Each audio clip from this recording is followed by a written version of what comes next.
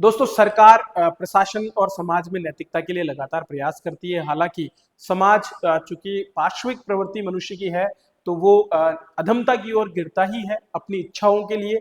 और इसीलिए बहुत से ऐसे नए नए चैनल्स और ओटीटी प्लेटफॉर्म्स आ गए जो केवल मात्र जो है अश्लील कंटेंट पर आधारित है और ये समाज के नैतिक पतन के लिए भी जिम्मेदार है। इसीलिए सरकार के द्वारा नोटिफिकेशन जारी करते हुए 25 से ज्यादा ऐसी एप्स को और ओटीटी प्लेटफॉर्म को बैन कर दिया गया है जिसमें उल्लू और अल्ट बालाजी जैसे जो है प्लेटफॉर्म सम्मिलित हैं। ठीक है, तो हमारी जो नई पीढ़ी है उसको नैतिक रूप से गिराने वाले इन प्लेटफॉर्म्स पर रोकना निश्चित रूप से बहुत अच्छी बात है कि सरकार ने उस और कदम बढ़ाए हैं जहां बहुत पहले ही प्रयास किए जाने की जरूरत थी। तो आईटी अधिनियम हमारा है, आपके सिलेबस में है पेपर थर्ड में। ठीक है, आर एस मेंस के पेपर थर्ड में भी आपके सिलेबस में आईटी अधिनियम है। और आईटी एक्ट क्या कहता है हमारा? हमारा आईटी एक्ट कहता है कि ऑनलाइन जो माध्यम है उनमें अगर कोई व्यक्ति किसी भी प्रकार के अश्लील कंटेंट का प्रयोग करता है तो उस पर सरकार रोक लगा सकती है। अभी मैं सारा बताऊंगा किस धारा के अंतर्गत क्या कुछ किया जाता है।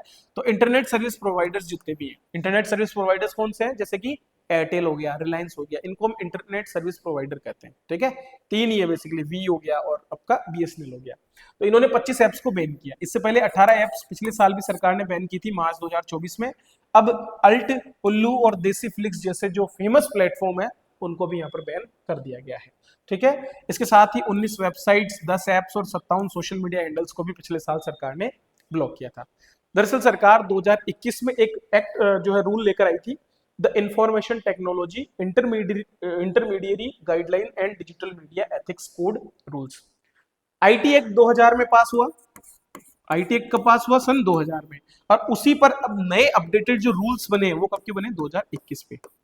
आपको समझिए, अधिनियम जो होते हैं ना वो संवैधानिक प्रावधानों के अनुरूप बनते हैं।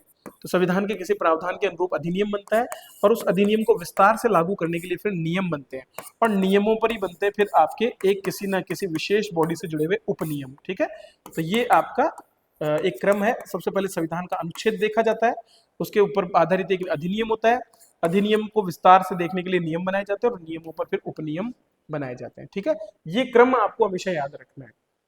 तो कोई भी जो नियम होगा, जैसे हम बात कर रहे हैं इस नियम की, द इंफॉर्मेशन टेक्नोलॉजी रूल्स 2021, ये किस पे बेस्ड है? आईटी एक्ट 2000 के आधार पे। तो प्रायोरिटी इसको दी जाएगी। ठीक है, और उस पर बेस्ड होंगे ये रूल्स। इनको 6 अप्रैल 2023 को अपडेट किया गया है। तो अब हम देखते हैं कि इनको कैसे बैन किया। तो सबसे पहले तो आईटी एक्ट की धारा 67 क्या बोलती है? इंटरनेट पर अश्लील कंटेंट प्रकाशित करना या फैलाना कानूनी अपराध है। इस रूल का सहारा यहाँ पर लिया गया। ठीक है, अनुच्छेद का, धारा का। आईटी एक्ट 2000 धारा 67A, इंटरनेट पर सेक्सुअल एक्टिविटी से जुड़ा वीडियो या कंटेंट पोस्ट करना भी गैर कानूनी है। तो कोई भी व्यक्ति अगर इस तरह की कोई भी कंटेंट को पोस्ट करता है किसी को डिफेम करने के लिए भी या फिर एआई का इस्तेमाल करके भी, तो ऐसे में उसको गैर कानूनी माना जा सकता है। इसमें सजा के प्रावधान है।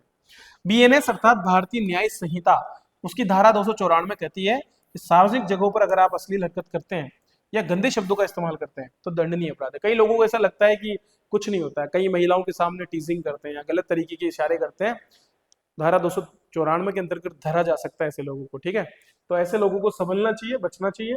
महिलाओं के अश्लील निषेध एक्ट 1986, इसकी धारा 4 कहती है कि किसी भी माध्यम से महिलाओं को अश्लील या अपमानजनक रूप में दिखाना ये भी एक तरह के कानूनी अपराध के अंतर्गत आता है।